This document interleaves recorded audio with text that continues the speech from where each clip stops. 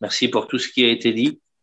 Et je voudrais lire un texte de la parole de Dieu avec vous. Je voudrais demander à un frère qui prie pour moi. Je voudrais demander à Paul qui prie pour moi. Voilà, s'il veut allumer son micro.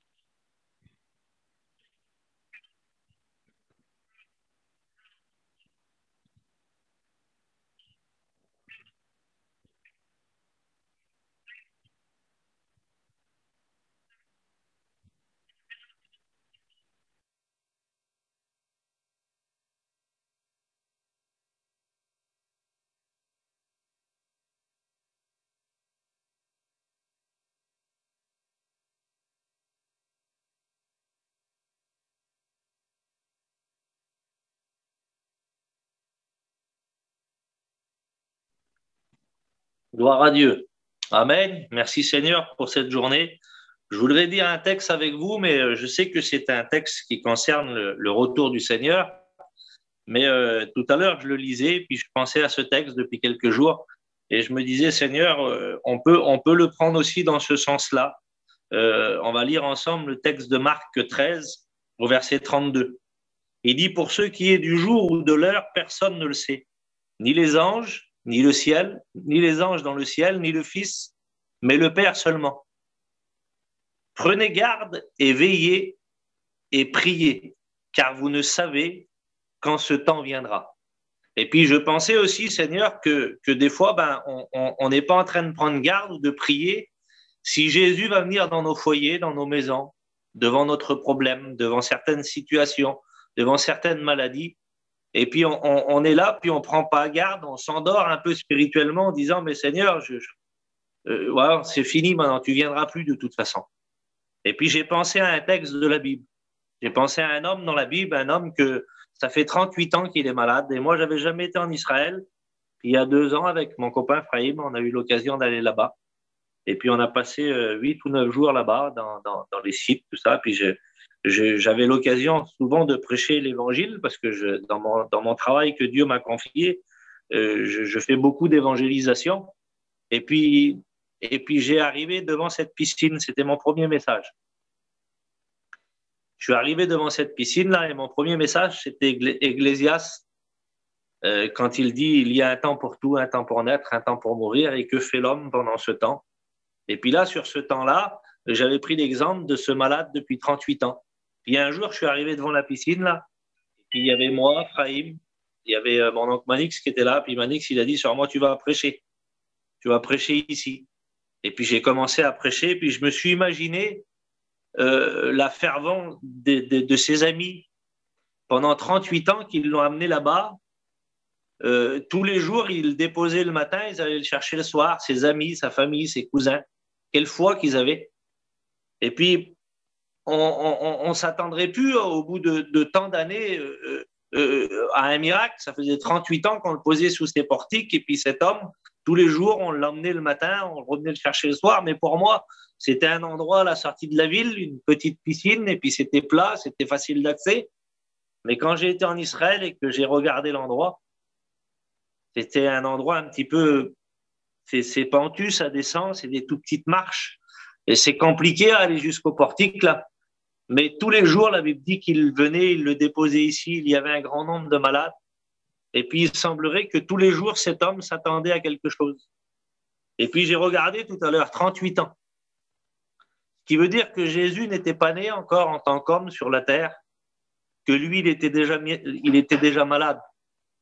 Parce que la Bible nous dit que Jésus est mort à 33 ans. Un petit peu plus, 33 ans et demi, si vous voulez aller par là. Et puis là, lui, 38 ans qu'il est malade. Ce qui veut dire que quand Jésus est né, lui, il avait déjà 5 ans. Ça faisait déjà 5 ans qu'on le portait à ses portiques. Ça faisait déjà 5 ans qu'on l'emmenait là-bas à attendre un miracle. Et Jésus est né. Il a grandi. Son ministère a débuté. Alors, je ne sais pas dans lesquels mois, dans lesquels jours de son ministère il est passé à la piscine, Mais ça devait être pendant ces 3 ans et demi que son ministère était là en pleine force, pleine puissance. Et puis, prenez garde, car on ne sait pas en quel temps il viendra. Et puis, je pensais à ce texte-là tout à l'heure. Prenons garde, on ne sait pas quand est-ce qu'il va venir dans nos maisons, dans nos foyers, mais on sait qu'il va venir par contre, parce qu'il l'a dit. Il a dit qu'il viendrait, il a dit qu'il passerait, il a dit qu'il viendrait dans nos maisons. Il a dit comme un malheureux cri, l'Éternel l'entend, et il le délivre de toutes ses détresses. Il a dit que si quelqu'un croit en lui, ben, il viendrait chez lui. Et puis on l'a écouté dans les témoignages ce soir. Kirby, tout à l'heure, elle a dit, elle est rentrée en dessous d'un chapiteau, puis elle n'a pas spécialement bien compris le message, mais elle a compris un cantique, il est la clé. Puis elle s'est dit, il y a tellement de verrous autour de moi, tellement de portes de fermer, tellement de choses qui sont compliquées à ouvrir. Alors s'il est la clé, je vais l'accepter, puis il va venir dans mon foyer. Et puis elle a eu raison de le faire. Parce qu'elle vous l'a dit, c'est pas moi qui le dis, c'est elle qui vous le dit. Elle vous a dit qu'elle avait un foyer de misère, un foyer qui n'avait rien du tout. Il y avait même, si vous voulez aller par là, il n'y avait plus d'amour, il n'y avait plus rien. Mais à un moment donné, quand Jésus est rentré dans ce foyer, ça n'a pas été bien du jour au lendemain. Mais elle vous l'a dit à la fin de son témoignage. Aujourd'hui, je suis heureuse. Jésus a transformé ce foyer. Jésus a fait de ce foyer de misère un foyer de paix. Un foyer où il y a la joie aujourd'hui, un foyer où il y a l'évangile, un foyer qui vont à la réunion, un foyer qui chante des cantiques, un foyer qui témoigne de Jésus, un foyer que Jésus a béni. Et puis là, 38 ans, là. Et puis je m'imagine la scène, je m'imagine Jésus descendre les marches qui sont là, les petits portiques qui sont là, les piscines qui sont là, puis d'un seul coup, regardez cet homme. Puis vous savez, des fois, on complique, nous. La Bible dit que partout où passait Jésus, des miracles se faisaient. Et puis ce soir, on n'aurait presque plus besoin de le dire aux gens qui sont sur le groupe. Ça fait des semaines qu'ils sont avec nous, des mois. Et puis certains écoutent l'Évangile depuis des années, d'autres peut-être pour la première fois ce soir. Mais je voudrais te dire à toi qui l'écoutes pour la première fois, comme à toi qui l'écoutes pour la 100e fois ou la 1000e fois, Jésus peut tout. Jésus peut tout transformer. Jésus peut tout changer. Et puis là on s'aperçoit que cet homme, ça fait 38 ans qu'il est là. Puis j'ai fait un petit calcul vite fait. 38 ans, ça fait 456 mois qu'on le pose tous les jours ici. Tous les jours, pendant 456 mois, on l'a posé ici en jour. Ça fait 13 870 jours. 13 870 jours qu'il a passé tous les jours là-bas. On l'amenait le matin, on revenait le chercher le soir. En heures, ça fait 332 880 heures qu'il a passé près de cette piscine à attendre que quelqu'un vienne l'aider. En minutes, ça fait 19 9 772 minutes que cet homme, il est près de la piscine là, et pour lui, rien n'a changé. Mais Jésus vient passer 1 minute avec lui. Ça n'a pas demandé longtemps, vous savez. Jésus a descendu les marches et puis lui a posé une question. La conversation, si on la chronomètre entre ce qu'il va dire lui et ce que va dire Jésus, ça a dû durer à peu près 1 minute 30. Jésus lui a dit, qu'est-ce que tu veux que je fasse pour toi? Et puis lui, il a dit, Seigneur, quand je veux descendre dans l'eau, quelqu'un descend à ma place. Quand un ange bouge l'eau, il dit, il y a toujours quelqu'un qui descend avant moi parce que je ne peux pas y aller. Et puis là, à ce moment-là, Jésus lui dit, prends ton lit maintenant, lève-toi et marche. Ça a dû demander un petit peu plus d'1 minute, la conversation. Toutes les minutes qu'il avait confiées en ce lac, en cette piscine, toutes les minutes qu'il avait confiées en sa religion peut-être, en son mouvement, sa façon d'être, toutes ces minutes, tous ces temps-là, tous ces moments pour lesquels il ne s'était passé aucun miracle, il a parlé un peu plus d'1 minute avec Jésus et tout a changé. Je voudrais vous dire que si ce soir tu voudrais parler peut-être 1 minute avec lui, tout pourrait changer pour toi. Toute chose ancienne deviendrait nouveau. On ne sait pas en quel temps il va venir, on ne sait pas à quel jour. Il y a des gens aujourd'hui, il semblerait qu'ils savent, il y a des gens qui disent certaines prophéties, des gens qui ont écouté, il est à la porte, il tient la poignée, il a déjà ouvert la porte, les trompettes sont déjà dans la bouche.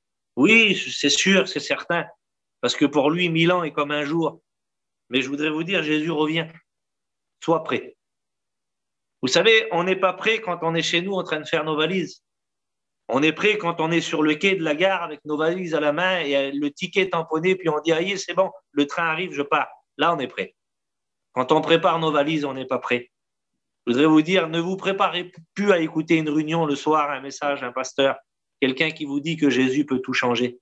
Préparez-vous à rencontrer celui qui peut tout changer. Ne vous bornez pas à écouter, dit la Bible, mais mettez en pratique. Aujourd'hui, il y a trop de gens qui se bornent à écouter. On a écouté tant de réunions, on a écouté tel pasteur, on a écouté les grands pasteurs, on a écouté les petits pasteurs, on a écouté de grands messages. Eh ben aujourd'hui, n'essaye plus d'écouter de grands messages. Écoute le message de Jésus. Il revient nous chercher. C'est lui qui l'a dit. Il dit, je m'en vais vous préparer une place afin que là où je suis, vous y soyez aussi. Il dit, il y a plusieurs demeures dans la maison de mon père. Si cela n'était pas, il dit, je vous l'aurais déjà dit. Et puis là, 38 ans d'un seul coup qui s'écoulent. 38 ans de souffrance, de maladie, là. Mais je m'imagine, moi, ceux qui ont eu le courage de l'emmener là-bas chaque jour, de lui dire, à un moment donné, peut-être, arrête, c'est bon maintenant, ça ne sert plus à rien que tu vas là-bas. Ça fait des mois qu'on t'emmène là-bas. Ça fait des jours qu'on t'emmène là-bas. Et puis lui, dans son cœur, non, non. Encore une journée. Encore une journée. Encore, amenez-moi encore demain, puis on verra après. Et là, la plus belle journée où ils l'ont amené encore, cette dernière journée, c'est 38 ans, il semblerait là. Quand ils ont dû arriver le soir et puis regarder à l'endroit où vous avez l'habitude de le mettre, ils ont dû regarder parce que c'est assez haut quand on arrive, on regarde en bas, là-bas, on voit tout ce qui est en bas. Ils ont dû se dire, il est où? Et ils ont dû le chercher, c'est pas normal, on le pose toujours là, il est où? Quelqu'un l'a déplacé? Oui, Jésus l'a déplacé. Il l'a déplacé de son péché, de son infirmité, il l'a déplacé de sa maladie. Il l'a déplacé devant sa foi où il avait posé sa foi. Il l'a déplacé, Jésus.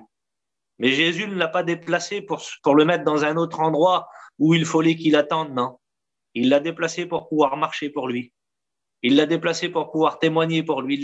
Il l'a déplacé ce jour-là pour faire comprendre aux autres qu'il l'emmenait tout le temps ici, tout le temps au même endroit, que ce n'était pas ici la bénédiction. La bénédiction, c'était de croire en celui qui était capable de tout. Eh bien, aujourd'hui, il semblerait que certains allument leur téléphone en croyant, tiens, c'est ici la bénédiction. Oui, c'est vrai, parce que l'évangile est prêché. Mais la bénédiction, elle vient du ciel. Et la Bible dit que si tu lèves tes yeux vers le ciel, eh bien, c'est là que devient le secours. C'est là que devient la grâce de Dieu. C'est là que devient le pardon des péchés.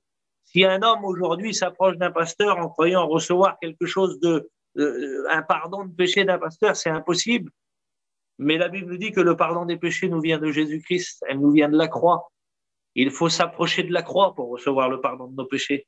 Il faut aller à la croix. Il n'y a pas d'autre endroit, il n'y a pas d'autre nom par lequel tu puisses être sauvé ce soir, si ce n'est le nom de Jésus-Christ. Il n'y en a pas d'autre nom. Il n'y a pas d'autre chemin pour aller au ciel que Jésus. Il n'y a pas d'autre porte pour entrer dans le ciel que celle de Jésus. Il n'y a pas d'autre breuvage, si tu veux être désaltéré, que la source qui est le Christ. Il n'y a pas d'autre pain si tu veux arrêter d'avoir faim dans ce monde que d'aller te nourrir de la parole de Dieu. Il n'y a pas d'autre pain. La Bible nous dit qu'il est la parole. Et puis ce soir, elle est un pain pour chacun d'entre nous. Puis là, cet homme, 38 ans, je m'imaginais, moi, quand Jésus, il est né, en tant qu'homme sur la terre, quand il a grandi, parce qu'il est le Fils de Dieu, hein. Il est Dieu, il fait partie de la divinité, c'est le Fils de Dieu. Dans le ciel, il est créateur de toutes choses avec son Père, mais un jour, son Père dit, qui enverrai-je pour sauver le monde? Il répond, lui, moi. Et à ce moment-là, il sait qu'il va descendre en tant qu'homme sur la terre, mais il sait que l'homme, il est malade à la piscine. Il le sait, lui, il n'est pas né encore dans un corps humain, mais il le sait. Et puis là, à ce moment-là, quand il passe près de la piscine de Bethsaïda, là, il pense à lui, moi, je m'imagine ça, moi. C'est pas ce qui est marqué dans la Bible comme ça, mais je m'imagine que Jésus, quand il arrive à la piscine, là, il s'imagine, je me rappelle d'un petit garçon de 5 ans qu'on a porté ici pendant 5 ans. Moi, j'étais dans le ciel. Je n'étais pas encore dans un corps humain. Je n'étais pas encore le Fils de Dieu, le Christ qui allait venir sur la terre pour sauver les pécheurs, pour guérir les malades. Mais ce petit enfant-là, on l'amenait chaque jour, sans résultat. Puis j'arrive à la piscine, 38 ans plus tard, et il est encore là. Mais moi, j'ai la solution, dit Jésus. Aucun homme peut dire qu'il a la solution. Jésus peut le dire, lui. Moi, j'ai la solution. Moi, je peux résoudre son problème. Moi, je peux le faire marcher. Vous savez, aujourd'hui, on a étudié certaines choses du corps humain. Et puis aujourd'hui, une jambe qui a été engourdie pendant quelques jours, Il doit y avoir une rééducation pour ces muques, pour pouvoir la remettre en fonction normalement. Et puis, pendant 1 mois, si vous avez porté un plâtre, vous devez avoir quelques jours de rééducation pour muscler vos jambes, pour pouvoir marcher. Et puis, c'est qu'1 mois, c'est que 2 semaines, 3 semaines des fois. Lui, ça fait 38 ans qu'il est allongé sur son lit, il n'a pas marché. Mais devant les paroles de Jésus, devant le mot de Dieu, devant la parole de Dieu, la Bible nous dit que cet homme se leva, il prendra son lit et il marcha. Pas de rééducation. La force que Jésus a mis dans ses jambes, à un moment donné, cet homme s'est levé, une force, une puissance. La Bible dit que quand les gens s'approchaient de lui et le touchaient, une force sortait de lui, il les guérissait tous. À ce moment-là, il y a quelque chose qui est sorti de Jésus quand il s'est approché de cet homme et la force est devenue dans ses jambes. Il semblerait qu'il savait qu'il marchait. Il semblerait qu'il connaissait comment marcher parce que à ce moment-là, quand Jésus fait quelque chose, c'est parfait. Le miracle s'opère en lui, c'est tout de suite, c'est instantané. Et à ce moment-là, la Bible nous dit que cet homme se leva et marcha. Il prend son lit dans ses mains, certainement que les gens lui ont dit, mais tu sais, tu n'as pas le droit de porter le lit ce jour-là, c'est le sabbat. Peu importe, Jésus m'a guéri. Il m'a dit de porter mon lit, alors je le porte. Il m'a dit de marcher, alors je marche. Ben, je voudrais vous dire aujourd'hui, peu importe ce qu'on vous dira tout à l'heure, si Jésus touche votre cœur, si Jésus vous délivre, et les gens viendront peut-être vers vous et vous diront, c'est pas possible que toi tu t'en sortes. Ben dis-leur, peu importe ce que toi tu penses, Jésus m'a dit que je m'en sortirais. Jésus m'a dit qu'il allait m'en bénir. Jésus m'a dit que j'allais m'en sortir. Oui, peu importe ce que disent les autres. Ce qui compte, c'est ce que lui dit. Éteignez vos micros, s'il vous plaît. Et puis là, à ce moment-là, il se passe quelque chose. Cet homme fut guéri. Et puis quelques années plus tard, sur la terre des hommes, Jésus, pendant son ministère, quelques jours plus tard peut-être, il y a une femme qui est là, il y a un homme qui est venu arrêter Jésus dans sa course. Il s'est prosterné devant lui, puis il a dit, Seigneur, il faut que tu viennes dans ma maison, il y a un problème. La Bible nous dit qu'il est chef de synagogue, c'est un homme qui est connu des autres, qui est connu de la région, c'est comme un pasteur aujourd'hui, si vous voulez aller par là. Et puis, à ce moment-là, il supplie Jésus d'aller dans sa maison, mais il n'avait pas le droit de se prosterner devant un homme, lui, en tant que chef de synagogue. Et là, il se jeta à ses genoux, il sait qu'il n'a pas de solution. Il sait qu'il faut qu'il va vers Jésus pour trouver un moyen de s'en sortir. Et là, à ce moment-là, la Bible nous dit que Jésus prend le chemin pour aller vers lui. Mais en chemin, on le bloque, on l'arrête. En chemin, quand il veut aller pour aller dans cette maison, la Bible nous dit qu'il y a là une multitude de personnes, plein de gens l'oppressent, ils l'entourent. Et puis, parmi ces gens-là, il y a une femme qui est malade depuis 12 ans. Ça fait 144 mois, elle, qu'elle est malade, qu'elle dépense tout son argent dans la médecine sans trouver de résultat, qu'elle frappe à toutes les portes. J'ai un problème, j'ai un souci, il faut m'aider. Qu'elle donne aux docteurs, aux gens de l'époque, je ne sais pas, peut-être les magiciens, les hommes de l'époque qui étaient capables de guérir avec des solutions. Et puis là, rien. 3456 jours sans résultat, tous les jours, elle se levait. Encore une journée qui va me faire plein de misère, une journée où je m'en sortirai pas. Et puis elle est là devant des jours, et puis des heures, et puis des minutes et des minutes. Et puis là, il arrive un moment où elle écoute Jésus passer là-bas, puis les gens qui sont là, et elle a écouté le témoignage de Jésus. Comme toi, tu as écouté les témoignages ce soir. Elle a écouté le témoignage des pasteurs, elle a écouté le témoignage des gens qui prêchent Jésus. Elle a écouté le témoignage des gens qui avaient été guéris par lui. Et puis, à un moment donné, elle est là, puis tous les gens, ils sont là autour de Jésus, puis elle ne peut pas aller jusqu'à lui. Elle est trop faible, elle est trop malade, mais dans son cœur, elle prend une décision. Elle dit, si je touche le bord sans vêtements, si je m'approche de lui, c'est 12 ans de misère, là. C'est 12 ans de fardeau, c'est 12 ans où j'ai tout dissipé, où j'ai tout dépensé sans rien trouver, sans aucun résultat. À ce moment-là, ces 12 ans vont s'arrêter. Dans son cœur, c'est fort, elle y croit. Et c'est ce que Jésus nous demande. La Bible nous dit qu'il nous demande de croire. Il dit, celui qui croira verra la gloire de Dieu. À ce moment-là, il se passe quelque chose pour elle. Elle se fait une prière, elle se fraye un chemin. Oui, la Bible nous dit qu'il est capable de te frayer un chemin dans la solitude. Il est capable de faire sortir des oasis dans le désert. C'est impossible de faire sortir des oasis dans le désert. Il est capable de faire sortir de l'eau d'une pierre. Il est capable devant une montagne où devant il y a la mer, un peuple qui est là, des gens qui viennent pour les tuer, d'ouvrir la mer et de les faire traverser à pied sec. Oui, il est capable. Il est capable de monter dans une barque avec 12 hommes Et puis à ce moment-là, une tempête vient, l'eau rentre dans la barque, et puis de dire silence au vent, tais-toi à la mer, et ça s'arrête. Il est capable de le faire. Et il est là devant une femme, mais il ne sait même pas qu'elle va toucher le bord de son vêtement, lui. Les gens qui sont là sont ignorants de tout ça. Elle se ferait un chemin. La Bible nous dit qu'elle touche le bord du vêtement de Jésus. C'est rien. Toucher le bord d'un vêtement, c'est pas grand-chose. C'est prendre la bordure d'un vêtement, le toucher à peine du bout de ses doigts, peut-être. Et à ce moment-là, la Bible nous dit que quand elle toucha le bord de son vêtement, une force sort de Jésus. Et puis Jésus va dire, quelqu'un m'a touché. Les disciples qui sont là vont dire, mais Seigneur, tout le monde te touche, les gens qui sont autour de toi. Il dit, les gens qui sont là nous oppressent, ils nous bousculent. Plein de gens sont sur le groupe, peut-être ce soir. Plein de gens sont à l'écoute de la parole de Dieu. Mais dans quelle façon tu écoutes Jésus? Dans quelle façon tu t'approches de lui? Dans quelle disposition ton cœur s'approche de lui? Parce que là, la Bible nous dit que tous le touchaient, tous l'oppressaient, tous le bousculaient.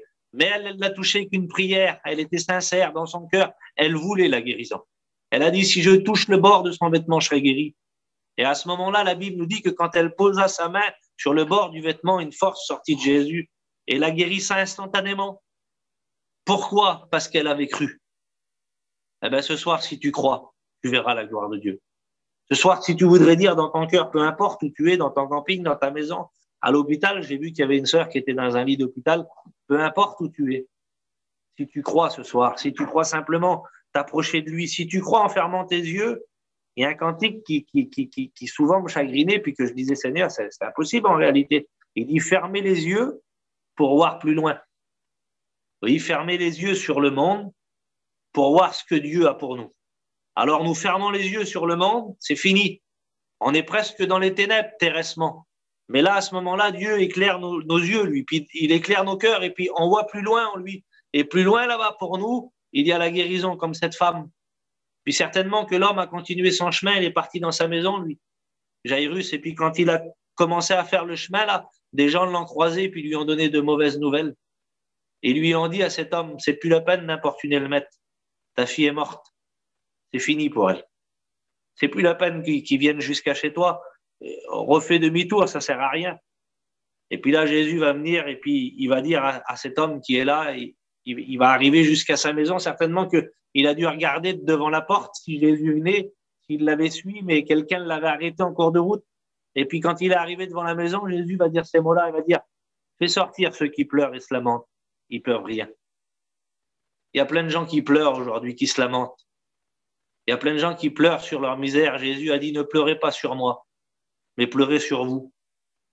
Jésus n'a pas demandé à pleurer sur lui. Jésus savait ce qu'il faisait. Jésus, il est monté à la croix pour chacun d'entre nous. Il savait ce qu'il faisait, Jésus.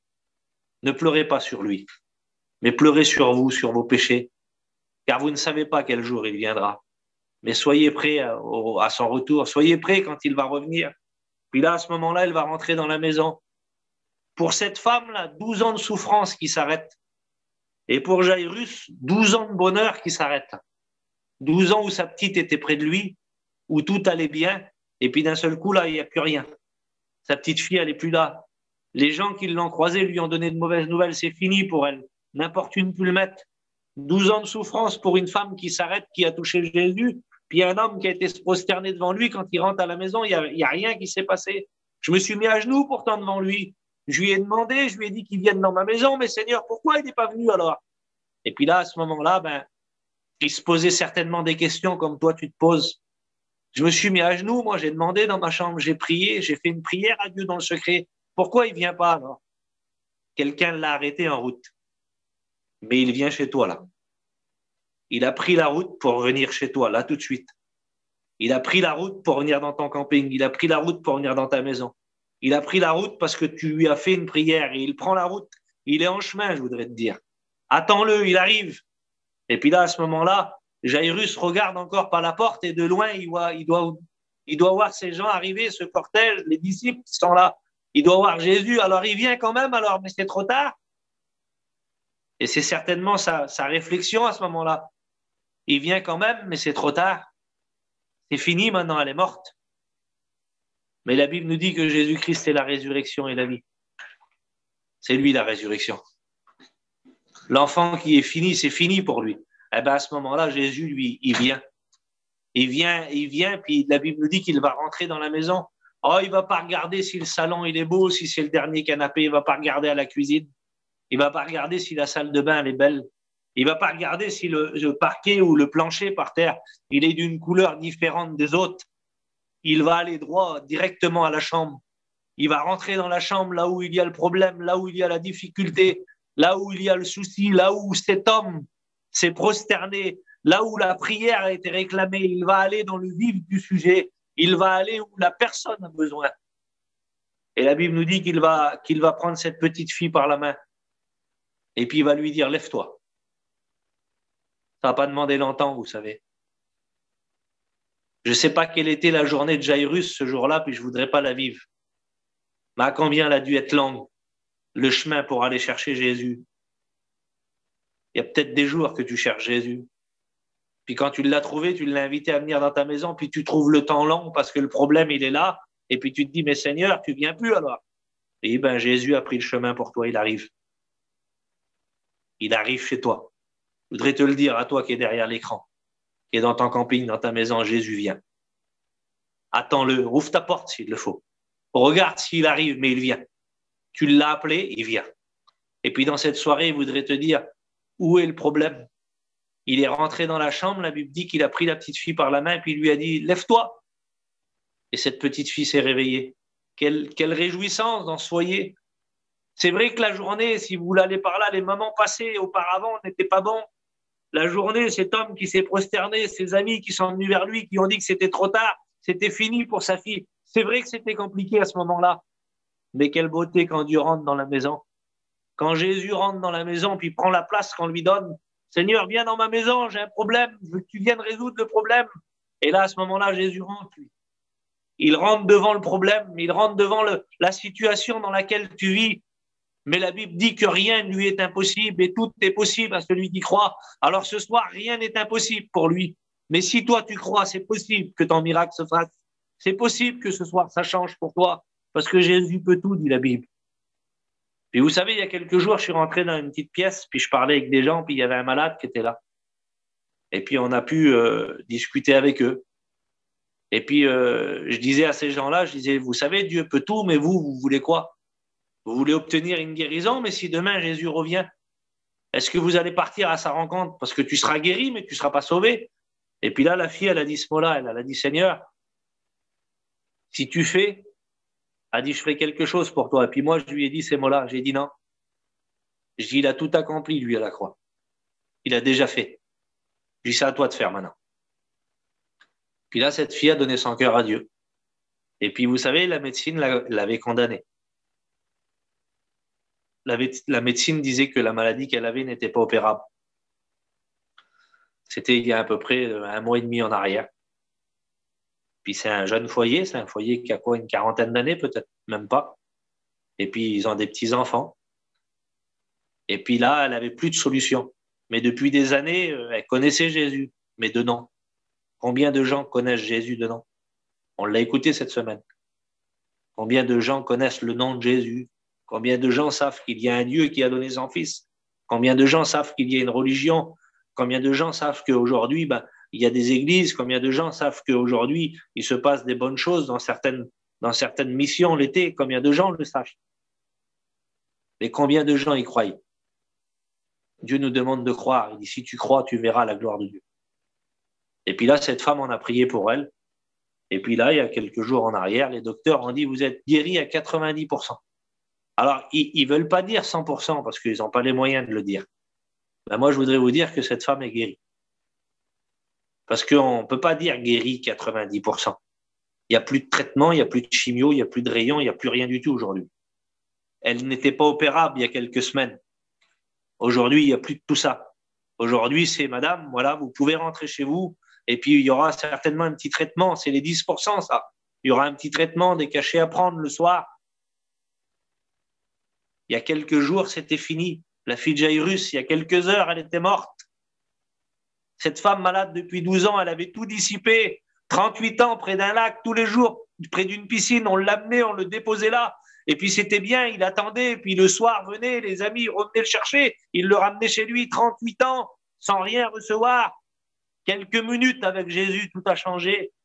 12 ans, quelques minutes avec Jésus, tout a changé. Une prière, toucher le bord de son vêtement, tout a changé.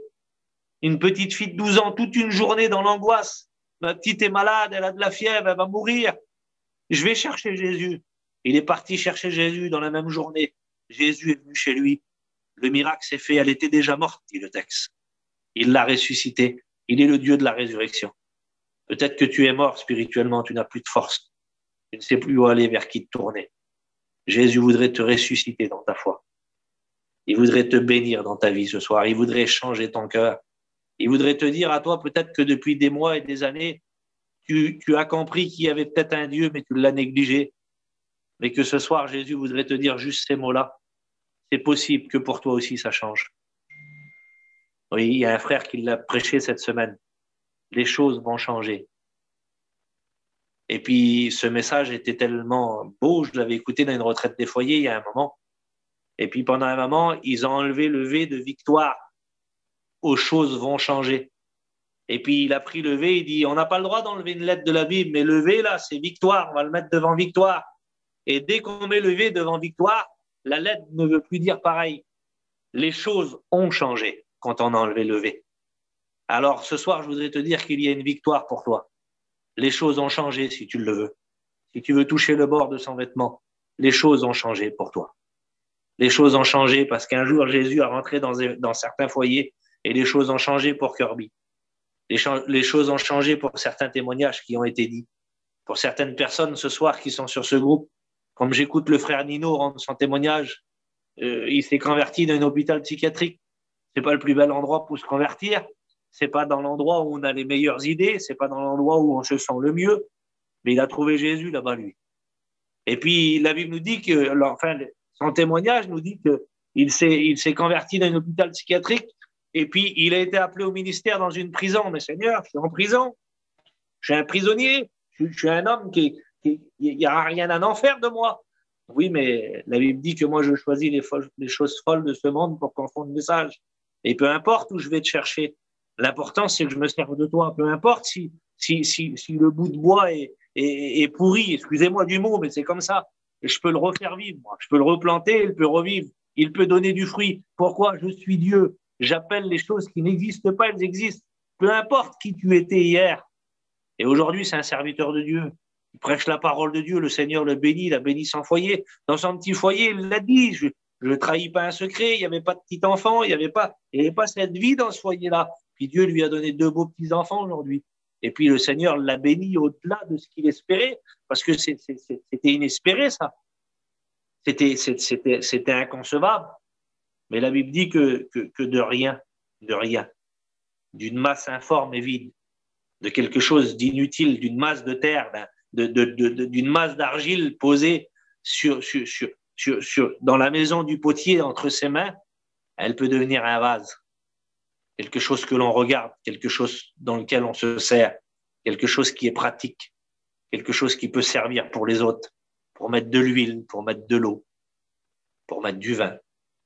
Symbole de la joie, l'huile, symbole du Saint-Esprit, de l'eau, symbole de la parole. Je ne sais pas ce que tu vas porter demain, mais une chose est sûre, c'est que tu peux porter. Je ne sais pas ce que tu donneras demain, mais une chose est sûre, c'est que peu importe qui tu es aujourd'hui, demain, tu peux être quelque chose d'utile dans les mains de Dieu. Cet homme, il était sur un lit depuis 38 ans, inutile aux yeux des autres, mais ce jour-là, quel beau miracle. Cette femme était malade depuis 12 ans, inutile, elle avait tout dissipé, elle n'était plus rien pour les autres. Mais ce jour-là, elle est devenue une chrétienne. Elle est devenue une femme touchée par Jésus. Jairus, dans son foyer, c'était la misère. Du jour au lendemain, ce foyer aurait broyé du noir. C'était fini pour lui. La détresse était trop grande. Il aurait perdu trop grand. Mais Jésus est passé. Il a tout changé. Et pourquoi pas pour toi ce soir? Pourquoi pas dans ta maison? Pourquoi pas dans ton camping? Pourquoi pas dans ton foyer? Pourquoi ça ne changerait pas pour toi? Est-ce que Jésus ferait exception de personne? Est-ce que Jésus dirait parce que tu es riche, je te bénis pas? Parce que tu n'as pas besoin de moi en réalité. Parce que tu es pauvre, tu cries à moi parce que tu es pauvre? Non, non. Dieu ne fait pas exception du pauvre ni du riche. Il aime tout le monde. Il aime le grand, le petit, le bien portant, le malade. Il aime tous les hommes. Parce qu'à la croix, il a dit afin que tous les hommes soient sauvés. Et puis le Seigneur voudrait te sauver dans cette soirée. Il voudrait bénir ton cœur. Alors je ne vais pas aller plus loin. Craignez qu'il ne vous trouve endormi, à la fin du texte dit à son arrivée soudaine. Ne dormez plus. Ne soyez plus assoupis dans ce monde. Veillez, priez, faites attention à ce qui arrive sur nous. Les jours sont mauvais, très mauvais ce qui se passe autour de nous. Ouvrons nos yeux, levons notre tête, notre délivrance approche. Bientôt, le sauveur du monde, celui qui a guéri les malades sur la terre. Vous savez, c'est un homme qui a dit ça un jour, il a marché sur la lune. Il a dit l'important, c'est pas que l'homme a marché sur la lune. L'important, il dit, c'est que Dieu a marché sur la terre. Et c'est ça l'importance. Jésus a marché sur la terre des hommes et c'est lui qui a créé la lune. Je voudrais vous dire une chose. Il est capable de tout transformer dans ta vie. Alors dans cette soirée, je voudrais pas aller plus loin. Mais je voudrais juste faire cet appel pour toi. Je voudrais me permettre de le faire parce que c'est important. Vous savez, si demain on va dans un docteur et puis qu'on dit à ce docteur, je suis malade, puis le docteur à la fin, il vous tape sur l'épaule et puis il vous dit, je vous verrai dans un mois. Vous savez ce qu'on va dire en sortant? On va dire, il est beau le docteur. Je suis malade, il me dit même pas j'ai quoi comme maladie, il me donne même pas d'antibiotiques, il me donne même pas une ordonnance pour aller chercher des cachets, il me donne rien du tout, il me dit qu'il me reverra dans un mois, mais je serai peut-être mort dans un mois. Mais Jésus, ce soir, il te dit que tu es malade, tu es pécheur. Mais il a une solution pour toi. Il a un cachet, il a une ordonnance, il a un vaccin pour toi. Pour ton péché, il a un vaccin. Le coronavirus, aujourd'hui, on ne sait pas si le vaccin il est bon. Mais lui, il a un vaccin pour t'empêcher. La Bible nous dit que le sang qui a coulé à la croix purifie de tout péché. C'est sûr, c'est certain. Pour ta maladie, il a un remède. La Bible nous dit que c'est par ses meurtrissures que nous sommes guéris. À la croix, ses meurtrissures, ses trous dans ses mains, ses plaies dans ses reins. Oui, ils peuvent guérir toute maladie. C'est la Bible qui le dit. Puis nous croyons en la Bible, la parole de Dieu. Il a préparé une place pour toi dans le ciel. Il a un remède pour toi. Il a quelque chose pour te mettre en sécurité. Il est une maison. Il est parti te préparer une place afin que là où il est, tu y sois aussi. Alors je voudrais te dire, il y a de la place pour toi. Ne t'inquiète plus de demain. Demain se pourvoira à lui-même. Mais si ce soir tu voudrais faire une expérience avec lui, lève tout simplement ta main à ta place où tu es. Ou sur le petit lien qu'il y a en bas, vous savez, à plus là.